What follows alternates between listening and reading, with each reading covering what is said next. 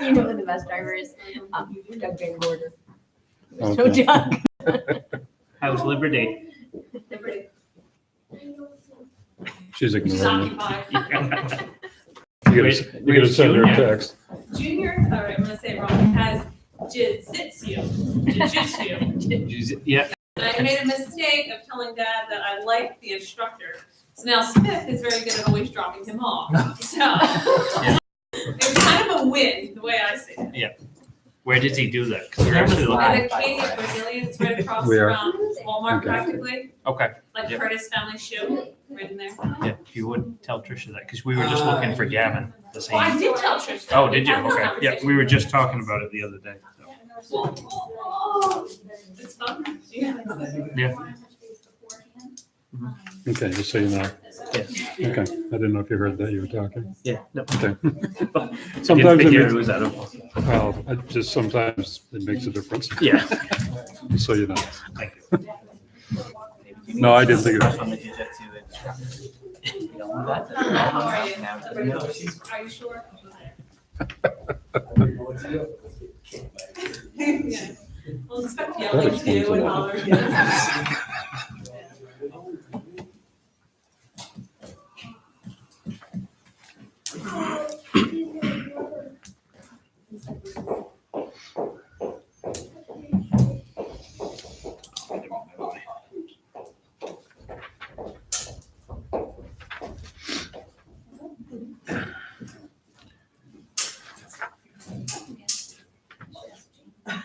That's a lot for a pre-K.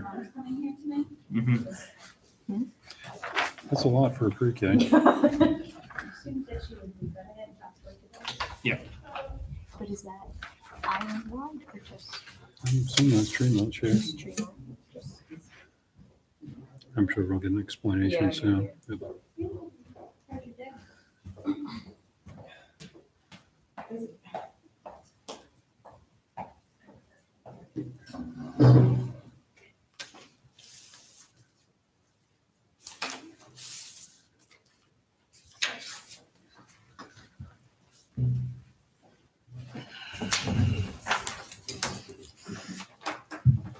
All right.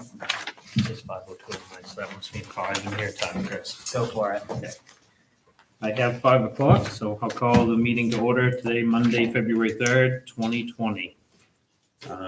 Roll call is Selectman Howdy Goodwin, Mike Mansalili, Mackenzie Jewett, Kevin Buck, myself, Jamie Thurlow, Town Manager Chris Saunders, and Town Clerk Katie Danduran. Adoption of agenda, is there anything anyone would like to change? Okay. First thing then would be, there's a public hearing for the Seal Cove Auto Museum, a liquor license to request that the Seal Cove Auto Museum for a state special event liquor license for its speakeasy fundraiser to be held on Saturday, March 7th, 2020, from 7 to 11 p.m. at the museum. And I call the public hearing at 5:01. Any comments? Right, seeing no comments, I close at 5:02. All right, there's another public hearing for the Seal Cove Auto Museum Game of Chance license. Request of the Seal Cove Auto Museum for the state Game of Chance license for blackjack games to be played at their Speakeasy charity fundraiser on March 7th, 2020, from 7 to 11 p.m.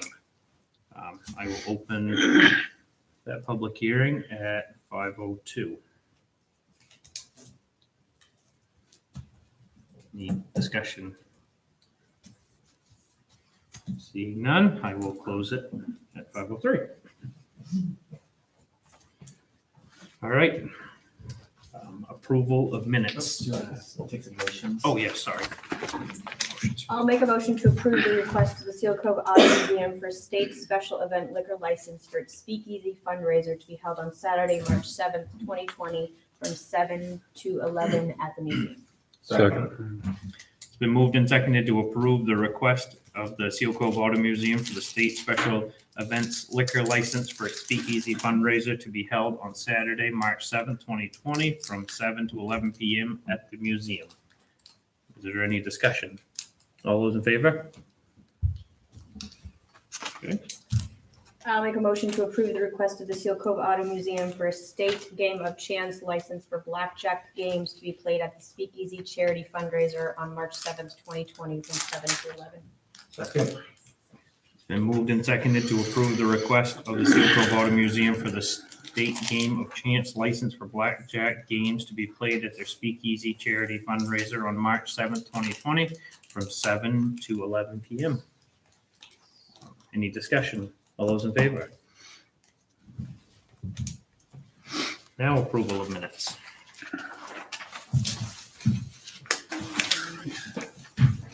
I make a motion to approve the minutes of January 21st, 2020. Second. Excuse me. Okay, it's been moved and seconded to approve the minutes of Tuesday, January 21st, 2020. Is there any discussion? All those in favor? I abstain. Okay, That yep. was me. Yep.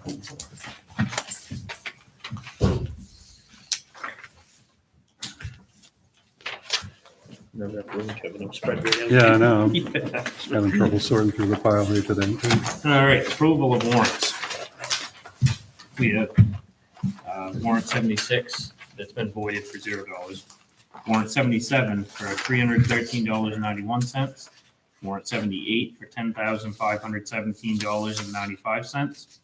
Warrant 79 for $2,249. Warrant 80 for $71,176.90. 81 for $14,662.59. I make a motion to approve warrants 76 through 81. Second. Okay, it's been moved and seconded to approve warrants 76 through 81. Any discussion? All those in favor?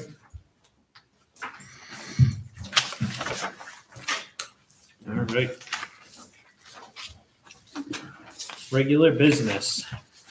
The first thing is the FY21 budget preparation for the Wharf Harbor and Seal Cove budgets.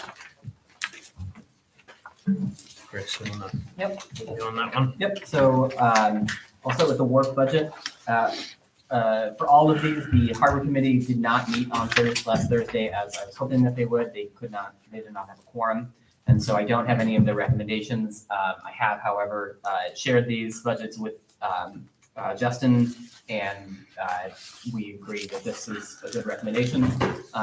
So if you have any specific questions, by all means, raise them. And if you want to see any changes or you want the harbor committee to consider anything, I'm sure they're going to meet in February, and that's before my manager's presentation to you. So all of these things can be changed.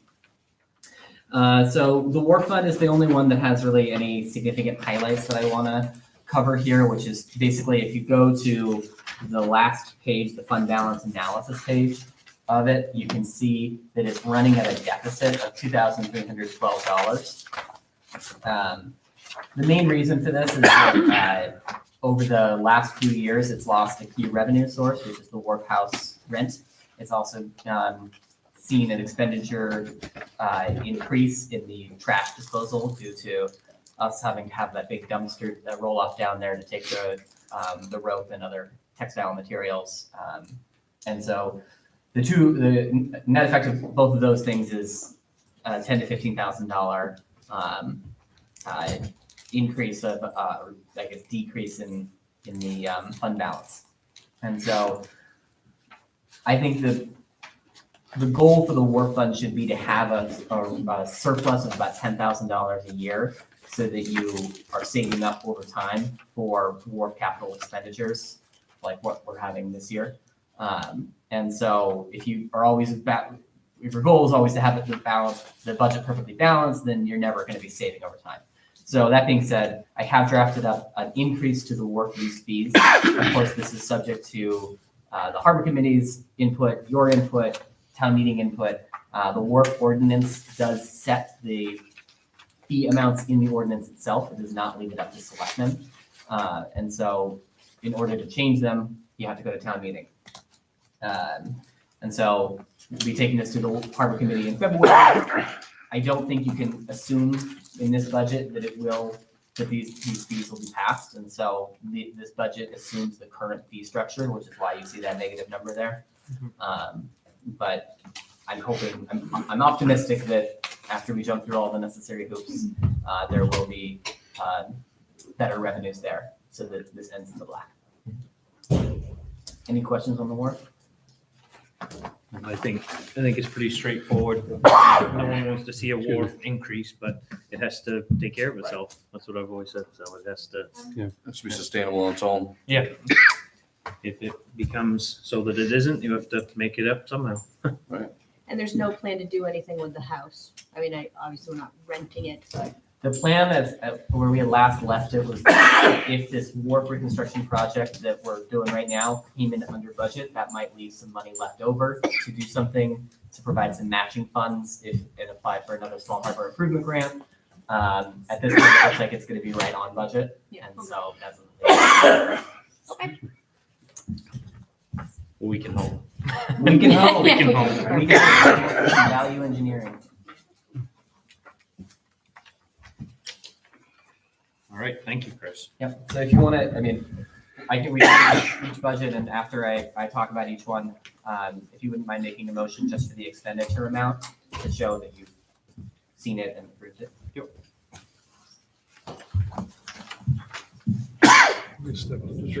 Yeah, I'm gonna keep coughing on the microphone. Or I can continue it and when Kevin comes back, then you can start making motions. Yeah, I'll have to do that if you Okay. don't mind. Yeah, that's fine. All right, so for the harbor fund, in many ways, its most exciting aspect is that it's kind of boring this year. It's in the black at the end of the year. It hasn't been that way for a long time, and it's largely because we adjusted the fee structure so that it covered itself. And so you can see sort of the proof in the pudding for why we need to look at that on the wharf side. So it has a excess of revenues over expenditures of $14,000 anticipated in FY21. You might notice that in FY20 there is that $15,000 deficit. That was always planned because the harbor fund is kicking in $34,000 to help pay for the wharf reconstruction. Again, the idea behind that was that harbor users tend to also be wharf users, not universally, but in general. It's $34,000 is about a quarter of the overall cost of that wharf reconstruction. So it's the harbor fund is not doing anywhere near half, but it is contributing something. But otherwise, it's fairly similar to last year's. Last year we budgeted $5,000 under capital improvements, and that was for float construction. Due to staffing issues this year, I don't anticipate that Justin's going to have any time to do float construction this winter. And so that we just won't spend anything this year on it, and we might spend it next year. Or things might work out and Justin might have time. It's not like the money's going anywhere. It's stuck in the harbor fund either way. Any questions on the harbor fund? So that's your request for. Yes. Perfect. Yeah, so the total expenditure request for the harbor fund is $29,304. Mhm.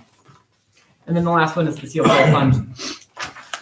This one is like the harbor fund. It's been doing okay, and there are no major changes. One benefit is that that marine products permit fee of $2,500 we unexpectedly collected from a user 2 years ago, and then, or I guess last year.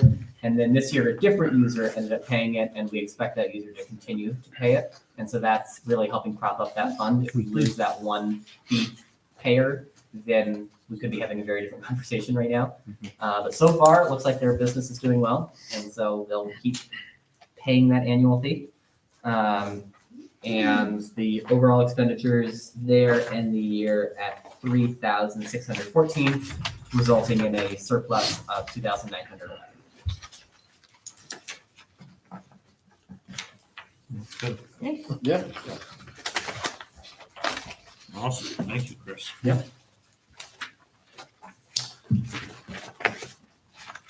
All right, so we need to have motions on each one of these separately. If you'd like to have them. Yep.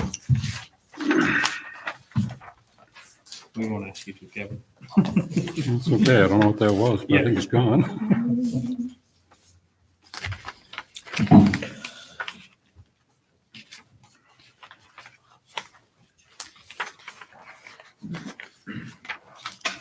Where are we? Let me find the actual number. It's right on, Okay, Harbor Fund's 43,512. that's the harbor fund on your third page. Second page, sorry.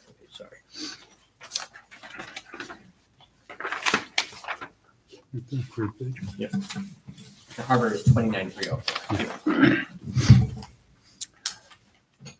I make a motion to tentatively accept the Harbor Fund budget for the total expenditures of $29,304 from Second. fiscal year 21, sorry. Second.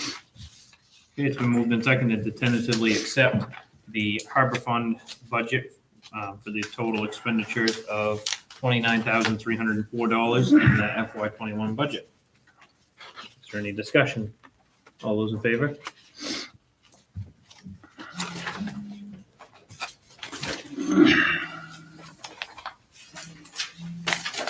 And we just need Seal Cove and And Wharf 66,752. Yep. Correct. Yeah, okay. Make a motion to tentatively accept the Wharf Fund budget for the total expenditures of $66,752 for fiscal year 21. Second. been moved and seconded to tentatively accept the wharf fund budget for the total expenditures of $66,752 in the FY '21 budget. Is there any discussion? All those in favor? This one's 3614. Mm-hmm. Too many pages here. I make a motion to tentatively accept the Seal Cove Fund budget for the total expenditure is $3,614 for the fiscal year 21. Second. Been moved and seconded to tentatively accept the Seal Cove Fund budget for the total expenditure amount of $3,614 in the FY '21 budget. Any discussion? All those in favor?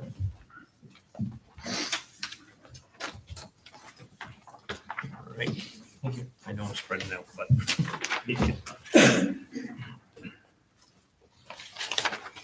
Okay, next thing is traffic control and parking ordinance. The discussion of possibility of prohibiting parking on Harbor Drive near the lighthouse. How was that? I know we had some difficulty with that for a while. So a couple of you brought this to my attention that there were folks after you prohibited parking on Lighthouse Road, they spilled over and parked along Harbor Drive. And there were some folks parked there, or specifically, I think on Columbus Day weekend, right on Harbor Drive, and it was concerning. I also got an email from the deputy sheriff regarding a similar concern. And so at the December 16th meeting, you asked me to go out and take a look at what would be some good endpoints to prohibit parking.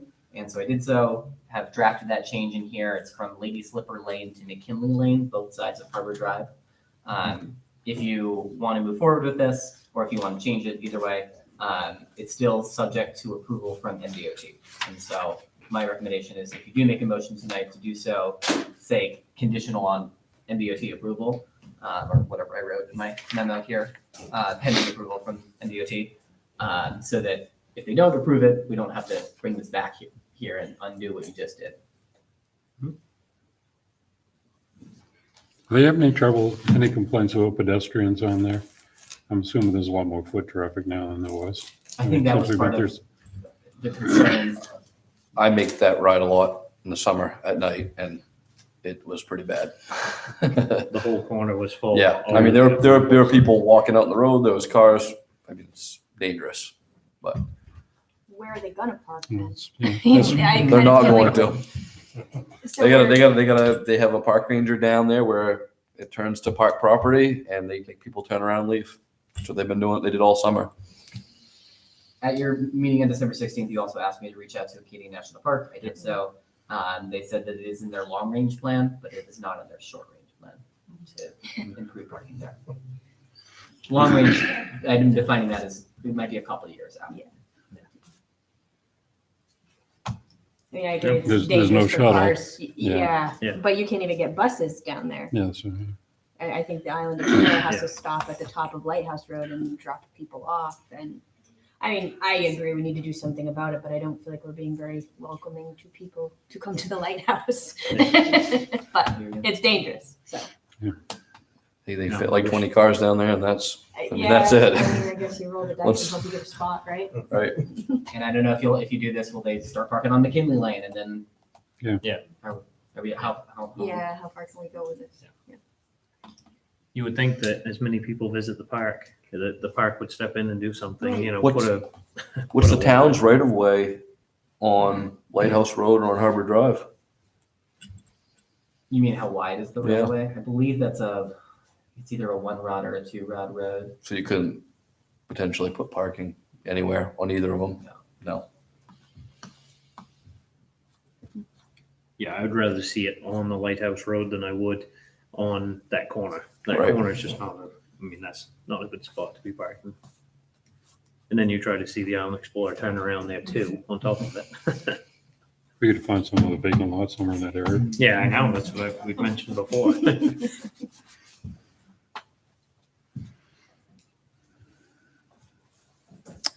I'll make a motion to adopt February 3rd, 2020 version of the traffic control and parking ordinance pending approval from the Maine Department of Transportation. Second. It's been moved and seconded to adopt the February 3rd, 2020 version of the traffic control and parking ordinance pending approval from the MDOT. Any discussion? All those in favor?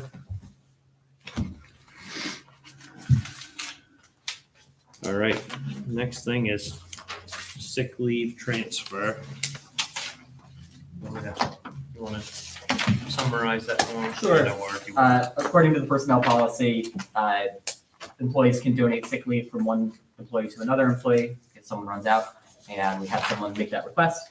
And then we had 3 employees offer to donate. Only one of them was in your packet, but then 2 of them were handouts tonight. So the total amount that has been offered is 21.5, 37.5 hours. And he has none of his own. He was down to 0 at the end of last week, and then at the beginning of the month, you get 8, because you get 8 shifts, 1 day per month.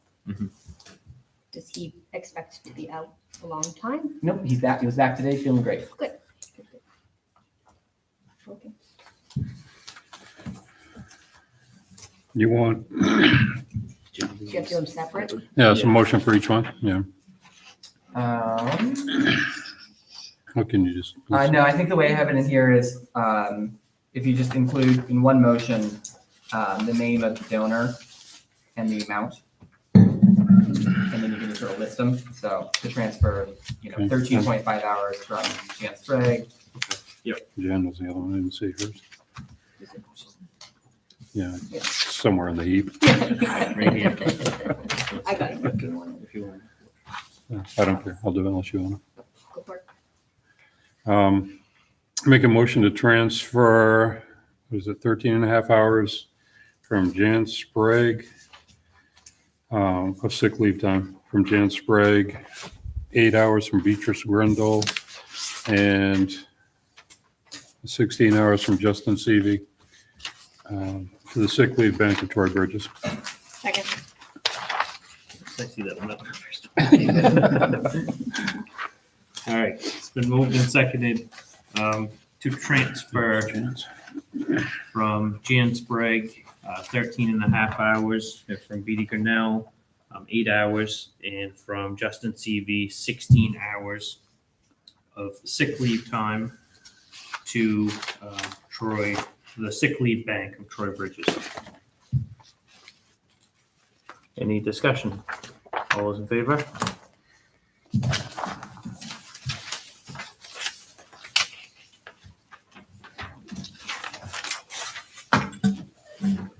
All right, Next one is the FY21 budget preparation. School committee to discuss the request budget for the fiscal year beginning July 1st, 2020.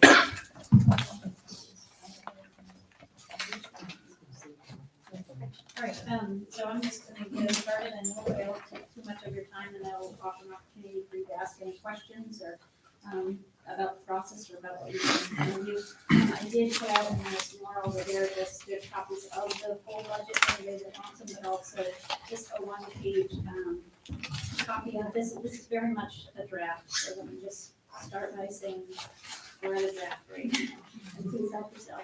I just want to say thank you to all of you folks this evening for taking the time to meet with us. This is a really helpful part of our process to be able to sit down and meet with you. And I'm probably speaking for Heidi, but we've had some of you come to some of our school board meetings in the past to ask questions and be part of the process. So I'd like to invite you again to do that if you'd like. As we take a look at this budget, there's some people that I need to say thank you to beyond just you folks, but I need to start by saying thank you to our school board. Many of the members are here this evening, as well as to Susan McIsaac, who really starts the process by collecting everything within our school, and then she processes all of that and gets it over to Nancy, who is a magician and really deserves an award for everything that she does, and so I need to say a huge thank you to her, and then to Mark as well for his support and guidance with this. So I'm probably going to work for the most part off of this one-page sheet, but please slow me down and correct me otherwise if you want me to take a specific look at some part of the bigger budget. So to start with, I think that it's really important to note as I was looking through this again today, because every time we come before you folks, we get a little antsy and I just want to refresh. The majority of this budget is not driven by what we're doing in the classroom directly in terms of like teaching and learning supplies, those kinds of things. The majority of these budgets year to year, it seems, are driven by a couple of things that really prompt increases, some of which you see in the proposed budget with the additional items. Those things being salary and benefits, special services, and some unique needs that we are continually facing and seem to be growing. And then facilities and maintenance and larger projects to kind of maintain the school itself. So to start out, if you look at the top of this form, or rather actually, if you take a look at the first page of the budget, there's a pretty healthy carryover that we have to the tune of $80,000 right now. And that's something that we've discussed as to whether or not we keep that at 80,000 or whether or not we decrease that amount. And perhaps it goes down to something like 60 or 50,000 to be able to offset some of the increase that you see there right now. We're also still waiting on state subsidy final figures. Is what they correct, Nancy? We still just have an estimate. I just got prelims, actually, I printed them off today, Okay. so we haven't had a good time to even discuss adjustments or anything on that. So the figure you see in there right now, hopefully it does stay an increase. But that is an estimate. We should have more solid figures pretty soon.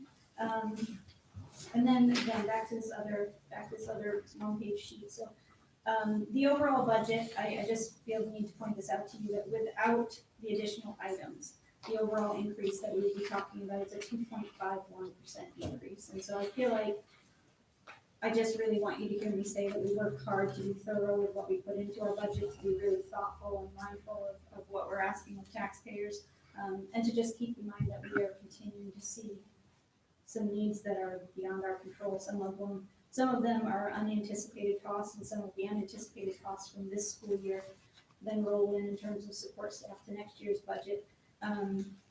But also, just like I said, the facilities and maintenance. So some of the things that are currently driving this budget with additional items to what is the tune of a 12.23% increase. Those proposed additional items down below. And I'm not sure how many of you have followed any of the conversations or articles around the pre-K proposal, but that is the majority of what's driving us up right now is that pre-K. However, we think that it's, we've been having a lot of long-term planning conversations across the district about how to better meet the needs of some of our students and about the special services increases that we see every year.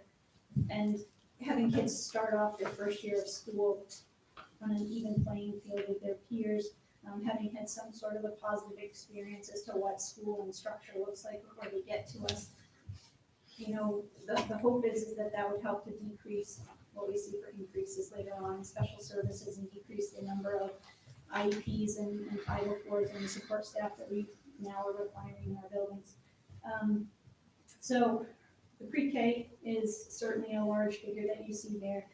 We're also having a conversation district-wide, and this just is part of the AOS, it's an AOS-wide conversation, but it's what is titled here as a behavior specialist position. That would be a shared position across the district among several schools who do not have behavior support in their schools currently. And we do not have a social worker. Some of the schools have social workers. We do not have an RTI behavior position. Some of the schools do have that. So there's several other schools that do not, and we've each put in that figure of $22,500 to be able to support an additional position in the district that would help to service all the schools who don't currently have that support. Again, I'm sorry to continue going back to the increase in special services, but we're at a point right now where in order to continue to meet the needs of students coming in with challenges in terms of communication and speech and social services and whatnot, that we're looking to increase our speech language position by an additional day. And at this point, that's a contracted position. We used to have a school employee, and there are not a lot of speech pathologists out there in terms of candidates, and so that's a position that has become a contracted position for us. This is the time of year where we receive reports from Child Development Services in terms of any children that they've been working with who might be coming our way as incoming kindergarten students. We are aware that there may be increased needs coming in for the next year. Unfortunately, we don't have those meetings until later on in the spring, usually around April. We connect with them to better understand what unique needs may be coming in our direction. And by that time in April, the school's budget has passed. And so I feel obligated to make sure that that special ed tech is included in there, because at this point, it's my understanding that we may have a student who may need that support, but I won't know until later on in the spring whether or not that's something that is going to be required. And that's why that's highlighted in yellow, is because that is likely something that will stay in the budget as an anticipated cost, but that may not be something that we actually have to tap into, depending on whether or not this child comes our way. Or I do feel like the support that we have right now, at this moment, I wouldn't have been able to say this to you a couple of months ago, but where we're at right now with our tech support staff, I think we're in a pretty good place. If that remains the same, then I don't feel like I would have to hire an additional person in the fall. But if we had one other student move in, and I didn't put this money in, then I'd be asking to take money out of the reserve. And so I feel like it's my responsibility to make sure it's there, knowing that this is a potential need. We also need to address some issues with our fire alarm setup and just the way, I wish Bob were here to explain this to you, but the way that there's a panel that's down in our music room in the community center, and then there's a panel that's down near the main entrance to the building. And those two systems are not talking properly to each other, and so we need to be able to address that. And then the other one is a temperature monitor for the freezer in the kitchen, so that if that drops below a certain level, then there's an alarm that goes off, we become aware, and we don't lose everything that's in our freezers. The other thing that we would like to ask is a fairly minimal amount, but is to be able to attach the boiler that's in the community center to, what's the word I'm looking for here? Thank you, the generator that's behind the school. And I just had a staff meeting, my brain is a little bit dull right now. But to the generator, because when we lose power at school, there's no heat in that part of the building currently. And so in the rest of the building, there is some heat. We don't necessarily have lights, but we do have running water and we do have heat. But down there, we don't have any heat for the classrooms that are down there or for the lunchroom. So that's what that's for. We've had some conversations with Jamie and Chris about where we're at right now in terms of space in our building.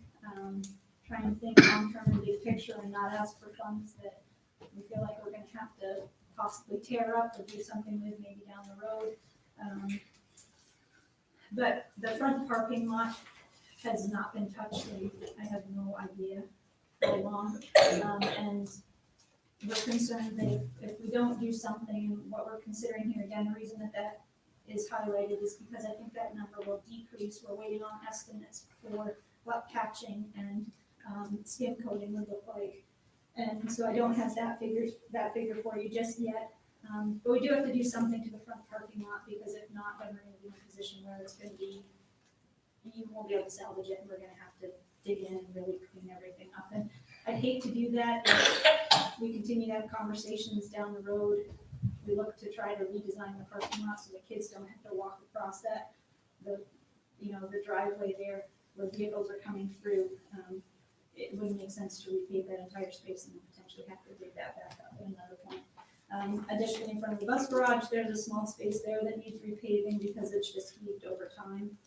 And then having somebody help maintain the front memorial, because I don't know if you've seen it in the summertime, but it gets a little unruly out there. So we've had Anley, who's been gracious to spend 3 or 4 days out pulling weeds out from the building, but if we could get some support to manage that, that would be great. So as you look through, those are the major things, and I would say, I mean, memorial maintenance is not something that's major, but some of those are the major costs that are driving this budget up right now. And I don't know if you've had a chance to look through, but there are some helpful decreases that are in there.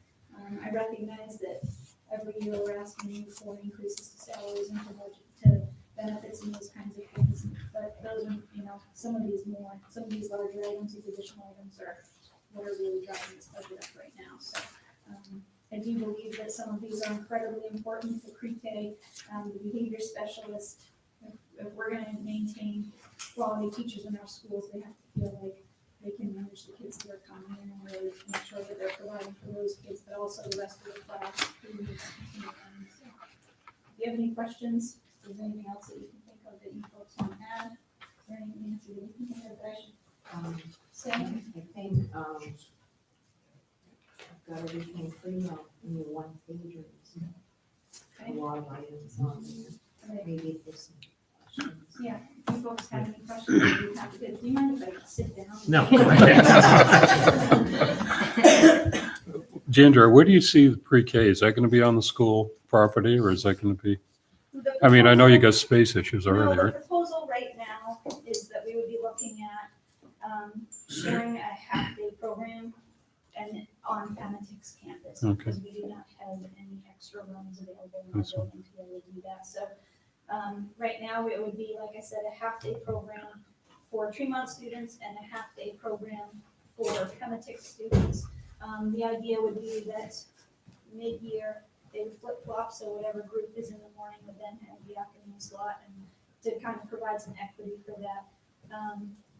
Transportation would be provided, the teacher and the support staff would be there, and that has a lot to do with the number of kids and what the regulations are with children of that age. And this would be primarily for 4-year-olds, so we wouldn't be dipping down below that to 3-year-olds at this point. And again, as we continue to have conversations about Tremont, I'd love to see that we could have a full day pre-K at some point.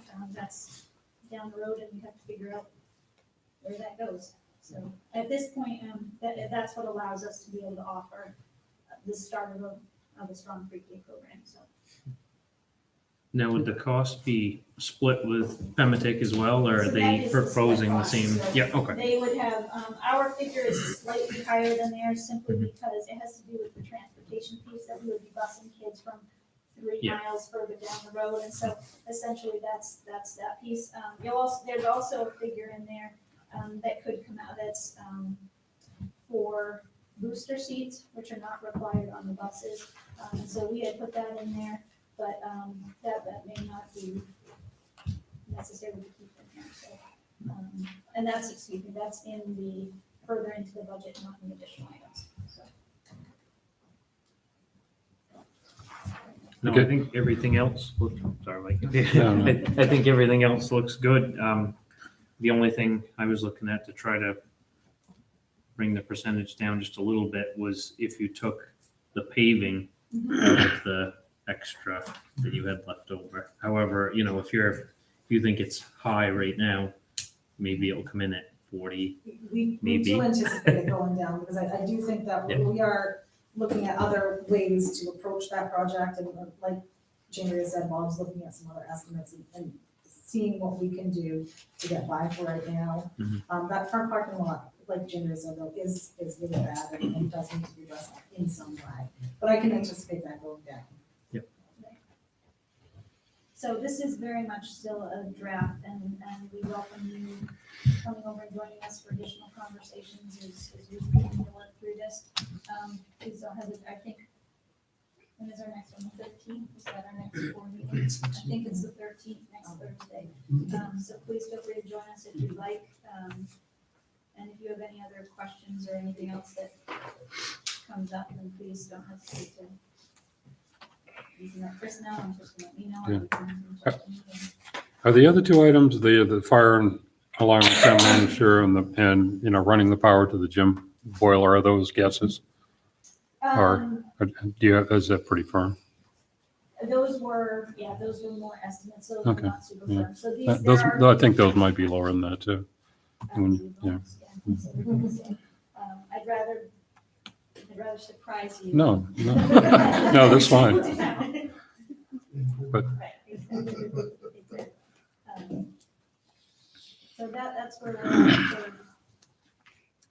And the behavior specialist, would that be like a day in the school a week, or is that how? So that would be kind of as, well, I don't know. Or is if you that- wanna- how much- Not all of this is ironed out and Okay, I just was, solid, so. I won't mark Yeah. that. May I? Yes, So go ahead, it's Mark. it's a placeholder, and Kevin, Okay. exactly, the way that placeholder is being looked at is schools will only pay for their usage. okay, So we currently have a model with our occupational therapists and physical therapists, you pay for the use based upon the student needs. Okay. And that's a placeholder that's consistent across the district. yeah, so it's like a contracted position. We're pretty close in terms of the admin team has been working. In short, the needs of the students in each school look a little different. And so we don't just want a boilerplate position. We've worked hard with the administrators to tailor it to make sure that whatever we do bring forward is going to meet their needs.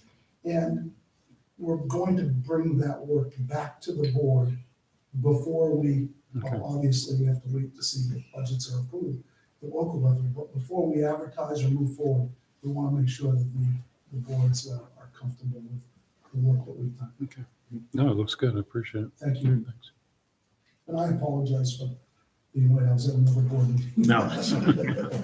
Chris, did you have a question? Yeah, I just had two questions. So on January, on your one pager, if you can help clarify for me, if you have the proposed total budget without additions of 3,273,000, you with me? Okay, yep, And then proposed total budget with additions is less. sorry, then I think I have them switched on here. I Mhm. shared this out with people to be able to say, can somebody else look this over for me, because, It's the appropriation, it's the 3,117,000 with the additional items. Yeah. thank you. But your budget is 3,510,572, which is actually the 9.92%. Okay. It's budget to budget. It's And- the appropriation that was higher. And so going off of the document Sorry. that you Chris, I sent, will adjust these and It's okay. send you a new copy It's a tomorrow. draft. it's a draft. Yeah. Oh, trust me, I have made similar So you mistakes. have this in your, go off from this, I will adjust this and I will get you a new copy of this tomorrow. So off of the one that was in the selectmen's packet, you have the total appropriation without additional items of 2,880,000. Is that correct? Okay, so that's, Trust Nancy and go off from Okay. this budget. So- Thank you. in a few minutes, I think I'll request the select board to make a motion to tentatively accept whichever amount they want to. But if they wanted to accept it with all additions, it would be 37117,540. That would be the appropriation. Yes. Yeah, and so I think that's ultimately what the selectmen are most, I think. So it'd be 3117540. Yeah. That is with all. With- With all the additions. That's with all the That's with additions. all the Yep. additional Okay. items. And then the unrelated question, sorry, January, this has nothing to do with you. High school assessments, have those been released yet? No, this- Okay, very soon. okay. I just make sure I didn't miss something in the mail. They're still on a draft too, and I just got a draft of my assessment sheet that I need to run by the boss, so I haven't, They meet Monday. Okay. yeah. Great. Oh, right, they do. So we'll have something for you very soon. Yeah, Great, thank you. With the additions, what's the percentage that it goes up? So with the additions, the percent that it goes up is, if we keep in the 80,000 for carryover, it goes up to 12.23%. that's what the appropriation was. But then my only thing was if they took the paving off from that, then if you took that out of your 80,000, holdover roughly, however much it ends up costing, then that would help a little. That's 57,000. Yeah. Could have been. If you took the, If you didn't say this, yeah, I see what you're saying. yeah, so if you have what is your exact your balance, 80,255? If you could spend that before it came. And the carryover. Yeah, Yes. carryover, Yeah. sorry. The carryover going into next year's anticipated at $218,032. But what we were doing was kind of setting aside 80 to go towards the next year, the 21-22 budget. So you don't have spikes and Gotcha. valleys in your appropriations. To try to Okay, I level it out a understand. little Yep. bit, so it's not crazy. Again, the tricky thing is there is that this budget passes before the end of the school year. And then we have to Yeah. do that project. But that's something to think about, so thank you, Jean. Yeah, 12%, that's tough. Yes, Yeah. yes. 100%. We anticipate that going south, not north. Good. And again, I mean, that's with the additional Yeah. pre-K program that's intended to help try to, in the long run, offset some of the other costs that we have when, later on down the road after kindergarten, needs may not have, I don't want to say needs have not been met, but we continue to see kids who are struggling. And generally in that situation, the route that we have to, the route that we go to best meet their needs is through special services. And so hope is to be able to provide some early interventions and to get some supports in place early on so that they wouldn't need that same level of support later on. Well, it definitely sounds like it might be a really good investment. Mark? And just to add to that, and Jamie did a nice job, this is not, although we're talking about Tremont, we're seeing this across the board in all of our schools and across the state. And if the select board, the school board and the community do support this, I think down the road, it's a good investment in keeping costs down. If we can get to these children sooner, we reduce the risk of large special ed, out-of-district placements and other pieces that are really going to big hits to the budget. So we're trying to be proactive additionally with that behavior specialist. So we do recognize it's a big ask, but we hope that the community will see the benefit down the road. How many kids do you predict in Tremont would be doing it? That's tricky. Just looking at, Yeah. I think we were looking at just kids in, somebody was asking that same question the other day, and I think in looking at K4 recently, we know like coming in, oh, you mean for the pre-K, coming into kindergarten, we know that at least 8 kids who have siblings coming in, that's only in kindergarten through 4th grade for kindergarten. But we did an original, last year we put out a survey, and there were close to 25 kids, and that was surveying only the only the families that run Fort and the Prince Philip Penatick had access to their contact information, and that was between Tremont and Southwest, so it was just about 25 kids total. Pre-K, like, the two schools aren't combined, like Tremont kids are in the morning and Pematic or For something like that. transportation reasons, we originally started to have that conversation about combining them, but for transportation, it would be really tricky Yeah.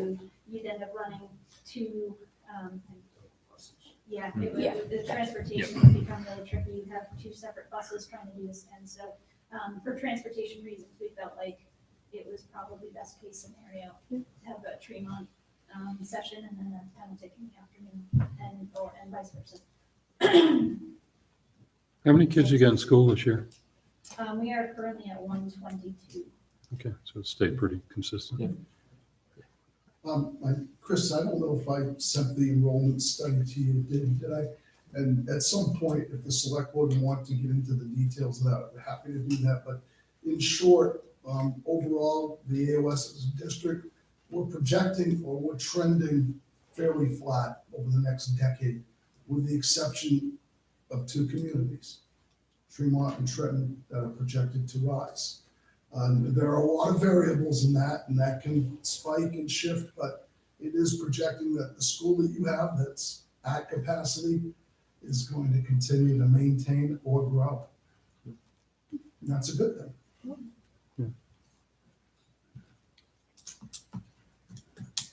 What do you guys think? Any input?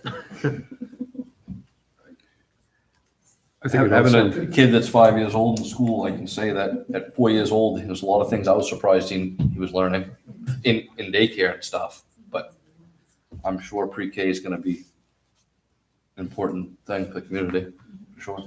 Are there any other pre-K? Like, does Harbor House do pre-K or any?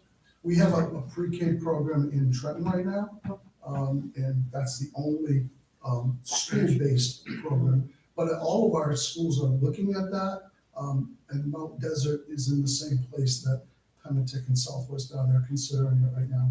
Pre-K does, Harbor House does offer a program now. We've been in communication with Harbor House to be able to have a conversation around how we can continue to support them as well in terms of, where this is a half-day program, families are likely going to need childcare opposite the time that their child is in pre-K. Yeah, true. We've reached out to some other childcare facilities as well to just have conversations with them and the Montessori school as well, so. Good. I think it's a good idea. Under the advice of our outstanding business manager and our board chair, if the select board would like to wait before you take a vote and walk in, that would allow us another week to do some work. We'd be happy to come back, but again, just to give us a little bit more time, we think we'll be able to sharpen the pencil and come back with a much firmer projection and number for you, but we certainly don't want to mess up your timeline. No, the only thing that I could see that would be easy, in my opinion, that I think the pre-K is, I think that's a great thing, and I've heard a lot of great feedback on people who are looking forward to it possibly happening. If we just took out the paving for now, like I had said, that's pretty substantial, and that would drop it down, and hopefully there's enough carryover, and my mother can squeak enough numbers together and make it happen eventually anyhow. Yeah. But that would, Jimmy, are you talking about both paving items? yes, yeah, I would just put them together, and if you nix those, and, that's just my opinion, but if you, I can certainly have that conversation with Bob too, to say, hey, can you do some work to figure out if this is something that we can make happen before the end of this school year, so that, I'm trying to think about how we would have to do that, because we'll pass, the school board will pass our budget, and the funds will either need to be there or not be there, and the carryover will need to be set, so, What's our deadline for passing the budget at the school board level? When you're When do gonna you need need the the final final? figure. It's always a dangerous question to answer. That's what I'm asking. Are you locked into tonight? I think as far as the budget timeline, right up until when the select board finalizes the warrant. And that's, I think, April, the first meeting in April. They Oh. can do it in their March meeting if they had a final. If we had more detailed discussion. But I mean, I want to stress that's really leaving it down to the wire. Oh, yeah, well, we could Wouldn't go that definitely have a special meeting before then as well, to finalize, but to have more thoughtful discussion at our next meeting.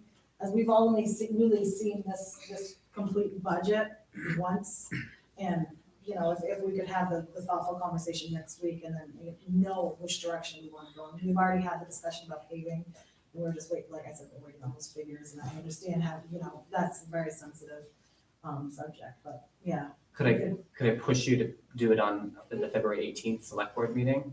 If you're having the meeting next week, would February 18th be possible?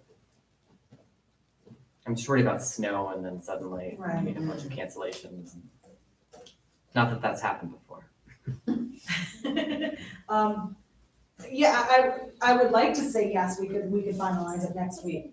I'm just worried that if there's more concerns about the budget, that we wouldn't be able to finalize it by next week. I don't wanna put that pressure on the board members as well, because, you know, without having these solid numbers, I don't want them to make uninformed or, incomplete decisions. But we could try to hold a special meeting after that, before, you said February 18th? Is when the select board next meets, That's the next. What's the meeting after that? March 9th.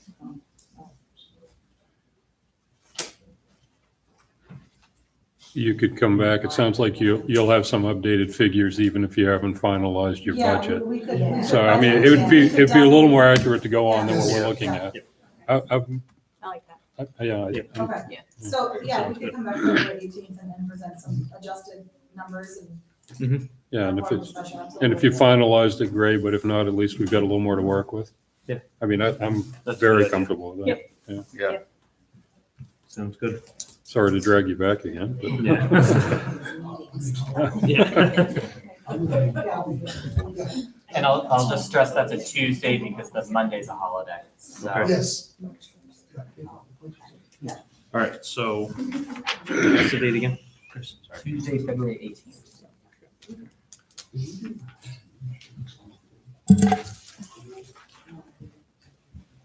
All right, so do you need anything from us then? No action. This, Hey, I, one, that's school vacation as well. Yes. Yeah, We're gonna make that work. Come on. I'll drive that. for some, right? Well, I was hoping I'd make it. All right. There you go. just for my own clarification too, there's really not much wiggle room in the budget on the other items anyway, is there? I mean, you're pretty much locked in on most of that. There's always a variable with healthcare. Yeah. With healthcare, again, we budgeted that 10% increase. We just won't know our rates till April. Yeah. But again, if we're fortunate to receive a low rate, that money isn't. Yeah, that happened last year, I believe, right? The other variable, is our salaries, and those are contractual within our collective bargaining agreement. So the short answer is no. But we're gonna continue to look. Okay. Our state subsidy is still an estimate, we don't have final figures on that yet. Right. We'll have that next Yes. week, we'll have a chance to review Okay. that. There may be some tweaking on that, which in a good way. Yeah, we think that's gonna be positive, and we think that'll be positive. Okay, good. No, thanks. I appreciate all of our. Thank you. Thank you for your support. All right. Guess we'll move on to the next thing on the agenda. The island-wide middle school. Maybe I should have one of you guys summarize that just to. So for the last 2 years, we've had this discussion at the district level, and it's cascaded down to the local schools as well.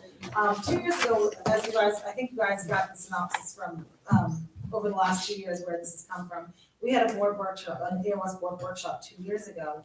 And out of that workshop, we looked at the idea of some type of a middle school that would combine all the 7, 8 grades from all the local schools in one facility.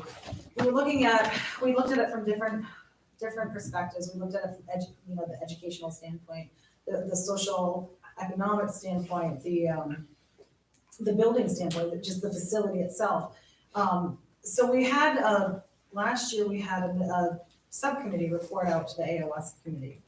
And through this process, all the local boards were updated as to, what the progression was. But at this point in time, it's really important for us to get some community input and really have thoughtful discussions with our community members, because a lot of them aren't educated as to the idea of it, what it would look like, what it would entail, how it would benefit, anything. And so we would like to put a question on the ballot for the annual election. And this question would read, are you in favor of the Tremont School continuing planning efforts for a combined district-wide middle school? A vote yes would tell the local school board, and so the note would be on the question as well, I believe, right? That's gonna be That's the part. recommendation. So that would be on the question as well. A vote yes would tell the local school board to continue their planning efforts, including but not limited to developing conceptual drawings, cost estimates, potential locations, and a future referendum question. A vote no will tell local school boards to cease planning efforts for a combined district-wide middle school. And this is really our chance to hear from the communities. Every community has the same exact ballot question. We want to hear from our community members and to help us give direction. So, Just Thank you. would add one piece, it's a non-binding Right. vote. It's a Yes, straw vote. It does not commit any funds, it does not commit anything other than what the community would like to see, if anything, in next steps. Are you in support of it, Mark, yourself? I am, but I will qualify that with this statement. I think it's important if people ask me the question, I weigh in as a professional, educationally, but I'm not a community member. And it's very, very important to me that each community weigh in terms of what's best for their children, their school, and their community. We have a lot of issues right now, positive and other challenges, this being one. But I can see the benefits, but there's also research out there and differing opinions on the other side. And I think that's why it's really important at this time that people be able to come together and talk about that. Our teachers, our administrators, our board members, our community members, that dialogue is really important to find out exactly what the community would like to see and to make sure that their questions are answered. in the coming months, I would like to also have a couple of community forums in Tremont to help educate the voters, as to what the question means, the education behind it, what we have done, let them know, because a lot of them don't know specifics. They don't really, there's a lot of hearsay out there, but they don't really know what work has been done. So that would be our task for our school board, is to go out and reach out to community members and help educate them. Yes. I have a question. If we had a middle school in the 7th and 8th grade vacated Tremont, would that then allow us to have a pre-K full-time at the school? Would that give us the real estate? That is part of the conversation that, there's, this whole process came out of some conversations that some community forums that came up a while ago, and we started talking about what are the challenges that we face and the strengths that we have in our school system and across the district and in our local schools. One of them, some of the things that came up was pre-K, and so we're trying to find a way to address that, and right now what we can do is the half-day program. Some other things that came up were around middle school and how we can better meet the needs of our students that are in those interesting years of their lives. And special service is another area that came up, and I'm doing some work with my special services staff and the staff from central office to try to look at some long-range planning around that and how we best meet the needs of students. And right now we have 3 different programs that are being run out of our resource room, which is really challenging. And so regardless of whatever direction this goes in, we still have work to do to try to solve some of those problems. So what's most important right now, I think, is just that people are able to come together and have some open and honest conversations where they really consider what are they hear and think about what are the strengths and challenges that we're facing in our district right now. And then they help us to decide what's gonna be the best path forward. So, it's gonna be really important that we try to get as many people as we can involved, which, as you can see, can be difficult to get people in out sometimes, but it's really important. May I just add one piece to that? Mhm. And regardless of what, if this question does get asked and whatever the community does or doesn't decide, there's one piece that is central to Tremont that I think we have to address. And that is, we have an enrollment study that shows a 10-year projection. And I would invite you to come over and see, the staff is doing an amazing job of the building, but we're at capacity now. And we do need to look at the next 10 years in Tremont in terms of what the school will look like. Because I don't think anybody really wants to, I've heard board members say this, they're not excited about portables or anything like that. So one of the things the board is considering, aside from it, is doing a study on that facility and what the positives are, what the challenges are, and where we need to go. So I think that's a piece, and just to your question too, regardless of each community, the recommendation is around 7 and 8. So what that would look like is, if a community chose to move forward with it, you're really looking at a net loss of 1 grade level, because if the pre-K piece does advance, that's a balanced piece right there. So you're talking about really 1 grade level if that were to move forward. And we've had this conversation before that, we still would have to, regardless of where this goes, we still have to have that conversation about our building, because we still have, even with the 7th and 8th grade out, and if we were to move the pre-K in, we still have teachers who are sharing spaces and dividers in between classrooms, and just things that are not ideal in terms of, like I said, some of our special services and whatnot. The facility is, it's struggling to meet our needs in 2020, because it was not designed to house everything that it houses now and deal with all the unique things that go on in elementary school right now. So we're still gonna have to have that conversation with the town and whatnot, so. It's safe, but time is not our friend in terms of what happens in the next few years if we don't start looking forward. What do you see as the next steps, I guess, if the town did approve this?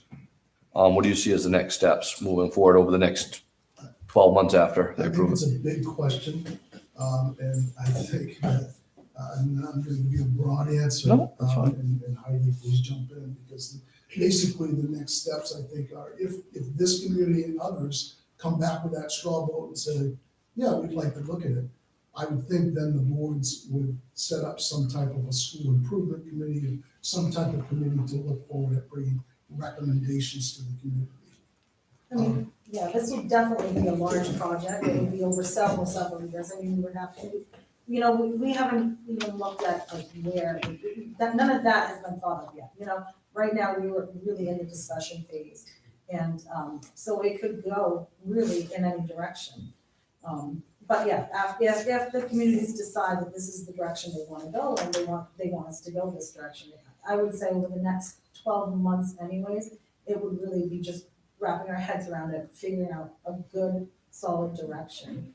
And that would be with community input, that would be with staff in all the schools, administration, central office, that would all be included in that. And we would look for input from the town selectmen and all the towns as well. Yes. This just came up at lunch today at work for me, and I had 3 moms there, we're all from 3 different elementary schools.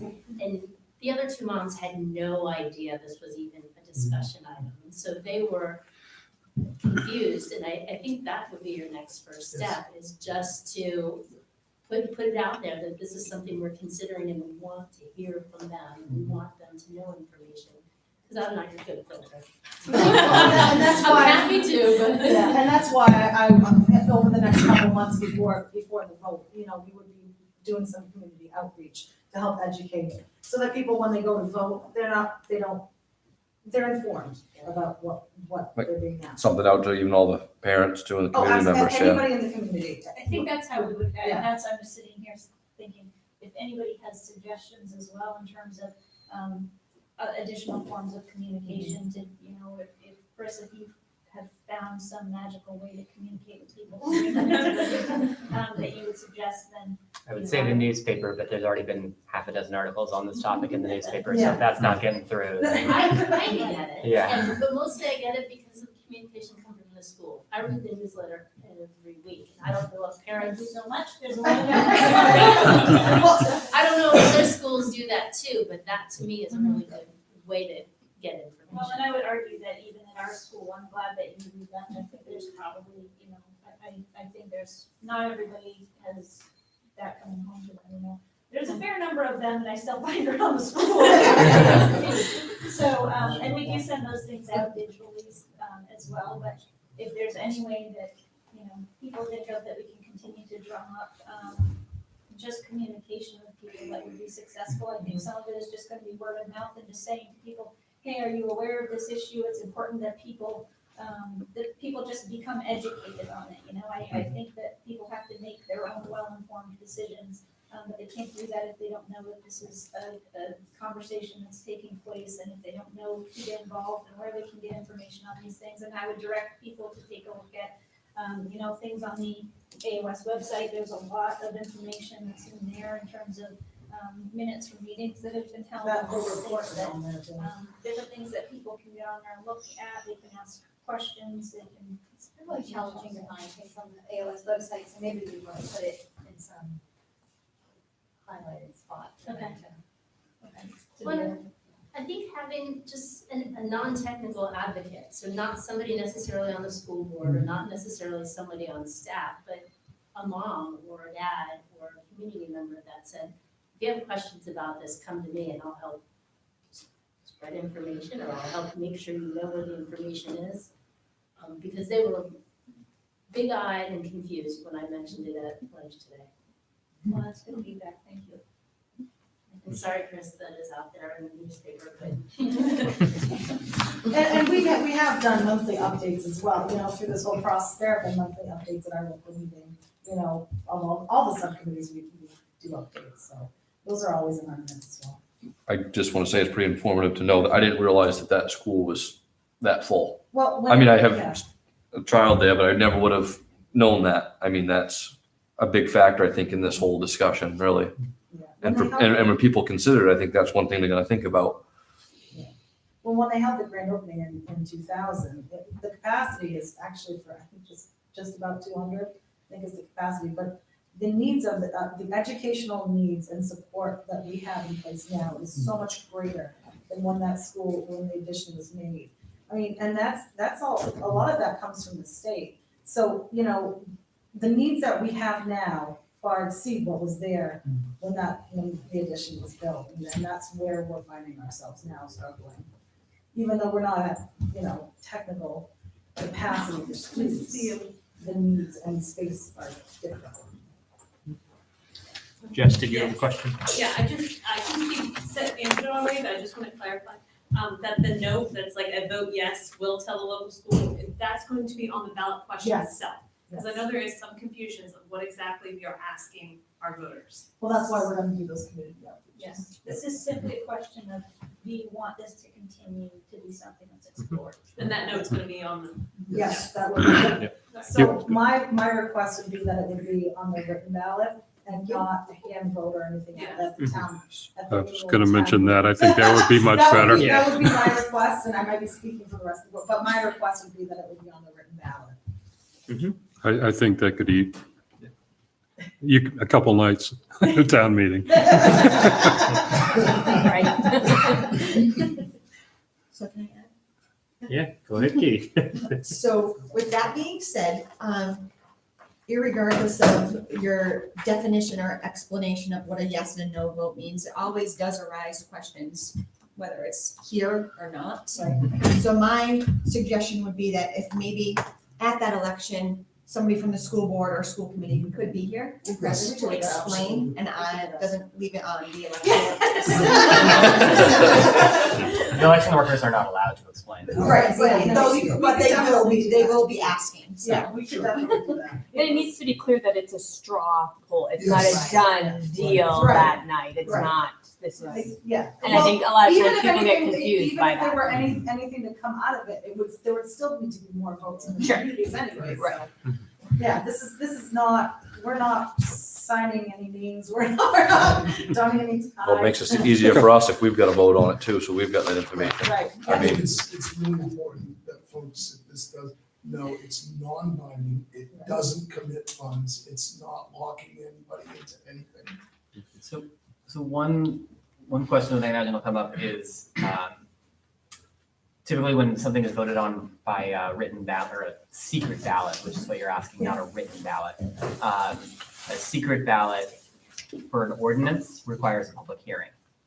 And so in the other towns that you're doing this, are they anticipating that there will have to be a public hearing? That hasn't come up at any meetings I've had. It's not binding. It's not binding though. I can research that. I can all, Yeah, I mean, and to be honest with you, Chris, it's a good question because the rules aren't different in other communities as they are for this and it's municipality. possible you might So ask we one wanna make sure attorney, we're on the same page. you get one answer, and you I ask I think, another I think attorney. a public hearing would be a really good idea anyway. Yeah, I I mean, think you could can have just- people that are, Right, Whether or not it's required, you can still have one, and then you check that box either well, way. it certainly would allow for the dialogue that you're looking for explanations and giving Mhm. people the opportunity to comment on So currently, all the secret ballot questions that are going to be on that town election are going to have a public hearing on April 21st. So if you want to make a note. Again, that's bring a a meal. Tuesday Yeah, I know. because the Monday is a holiday. I can, You said April 21st? It's all right. I'll make sure that I think that would be good though. It would help It people would- understand that this is, what everything is. Yeah, so I think it's a really good idea. And what time is that at? Didn't ask them. 5 p.m. here. It's a select board meeting. Okay. It just happens, just like the game of chance license. Maybe a little different. I bet it'll be a little different. And then I had one other question on the wording that's going to be on the ballot. For school warrant articles, like for your budget warrant articles, there's typically a line that says the school board recommends adoption. Would you want something similar here? An expression of opinion from the school board, or would you want it to say the school board makes no recommendation? I would like to say the school board makes no recommendation. Because this is Just leave really it about blank. the community at this point right Yeah. now, Mhm. and it's not about what the school board feels, because we're taking our direction from the community. I think that's a good idea. April 21st.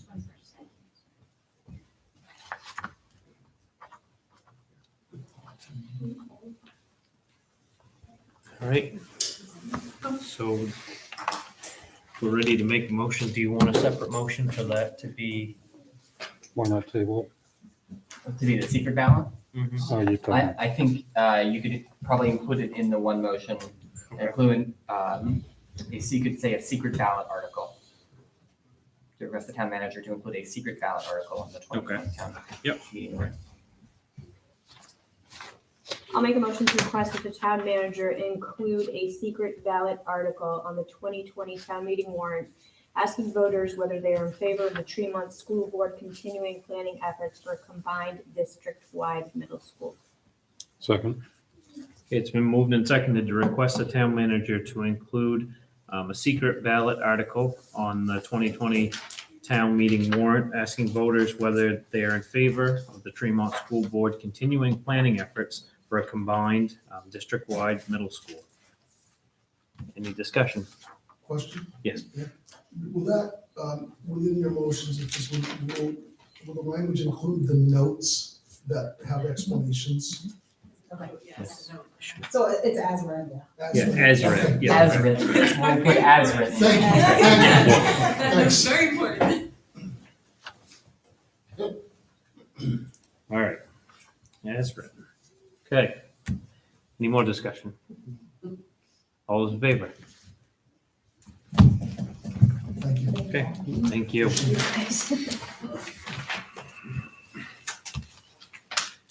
All right, the next thing is the town manager's report. All right. So, it's been a pretty busy 2 weeks since I last saw you. Some major things going on, continuing to prepare the budget, and then working with Greg Johnston on awarding that work project. So MBOT did give the go-ahead. They said it was okay. Charles good, Bradley good. did.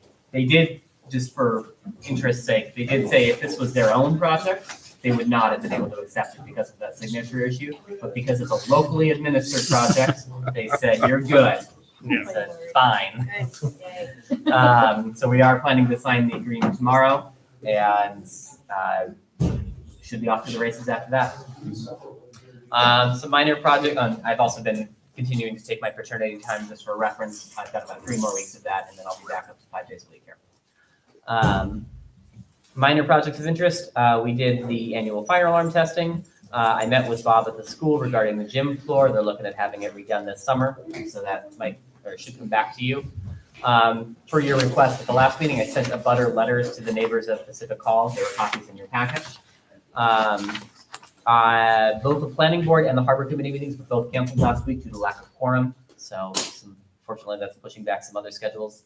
I met with Sarah Hinckley to answer her fire department questions. The federal government has been kind enough to roll out new annual drug testing requirements for CDL drivers. And so I have been catching up on the new federal requirements. If any of you employ CDL drivers, just a heads up there, you have to do a query through the federal clearinghouse annually on all of your CDL drivers. What fun. I did that analysis on wharf fees. They will have to increase to keep the budget in the black, and I am planning to get harbor committee feedback on that. I've been compiling data for the island-wide fire department collaboration working group. I attended the League of Towns meeting in Ellsworth. I have been working on the draft of the excavator bid specifications. I ordered bicentennial flags for 2020's Maine's bicentennial, and so we should have a new flag flying out just for this year out of the town office, so you might see that. I received notification from Acadia National Park that there was a law passed last March that changed the deed restrictions that are on the school property, that it can now be used not just for school purposes, but for public purposes. And so in order to enshrine that, they need a deed amendment that'll be registered at the Hancock County Registry of Deeds. So I've asked our attorney who has the authority to sign that deed amendment. Do I, do you, do we, does it have to go to town meeting? Hopefully not the last thing. Expect to hear more about that later. I contacted Sheriff Kane about having a 3-year agreement appear on the 2020 town meeting warrant. I think I heard from a lot of folks that it would be nice to have that be part of the annual town meeting process as opposed to a special process. And then just a note about the recycling out here. GOTS accidentally took the cardboard dumpsters today. I called them and informed them that our sign says February 6th, and I've already gotten one complaint from a resident who said, the dumpsters are gone and your sign says February 6th. So they should be back tomorrow morning. Oh boy. All right, and then office staff activities, Katie sent out foreclosure notices for delinquent taxpayers, and we've had several of them come in and get payment agreements signed, so that is good news. Preparing for tonight's public hearing, so processing those applications, putting the ad on the paper. Nomination papers are available. Absentee ballots for the presidential primary and caucuses are now available. As I mentioned earlier, we did the fire alarm inspection. We are getting ready for the workers' compensation audit, which will be tomorrow morning. And then Katie is working on the annual report. Public works projects, a little bit of road sanding last week, but not much. Ordered and received some heated wipers, put plow steel on trucks 1, 2, and 9. Putting away salt, adjusted the sander belts on 1, 2, and 9, changing the oil on truck 3, repaired the John Deere bucket, installing a new Heim joint on the arm control, new air cylinder and actuator on truck 2, Chris was working on the truck 1 auger, put some rotator bolts on truck 1 and 2, fixed the tailgate on truck 9, and replaced the hydraulic fittings on truck 2. The harbor master prepared the harbor committee packets, because he didn't know it was going to be canceled at the last minute. Preparing mooring bills, which will be going out in the next few weeks. Working, and Justin's been working on his section of the town report, and then overseeing the public works crew. Over the next few weeks, some things I'll be up to, doing the annual workers' comp audit tomorrow, signing that contract with Charles Bradley tomorrow, continuing my paternity time, continuing employee evaluations. Goss will be removing all of those dumpsters on Thursday, so I expect to be hearing from the public. I expect that you might as well. Feel free to direct anyone to me or to Carrie Donovan. Finishing draft of excavator bid specifications. Drafting an investment policy. I've been asked to participate in an NDI hospital theme group working to address the opioid crisis in our community, so I'll be attending that one day. And then I'll be attending the Island-wide Fire Department Collaboration Working Group next week. Okay, thank you, Chris. Yep. I have a dumb question. The letters that you sent to the abutters. Yes. Pacific Hall, Yes. any? One said a hard no. Okay, well. Okay. Good to know. Yep. I think you're gonna get lots of hard no's, but worth a shot. Just trying to do what you asked me to do. Yeah, perfect. Suggestions for the next meeting? Next meeting date? Make a motion to confirm the next meeting date for Tuesday, February 18th at 5 PM right here. Second. Then moved and seconded to confirm the date of the next meeting for Tuesday, February 18th, 2020, 5 PM at the town office. Any discussion? All those in favor? Motion to adjourn. Second, all in favor?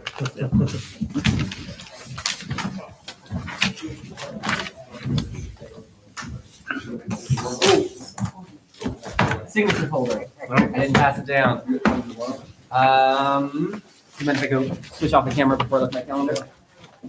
I'm getting to the point where I gotta be lazy. I think I'm gonna bring my stuff and have Katie put it in the binder so I don't spend half an hour putting it in the I wrong thought place. I was so cool and buying mine. I brought last year. Well, it is 2020, so it's easy with the, I'm buying. between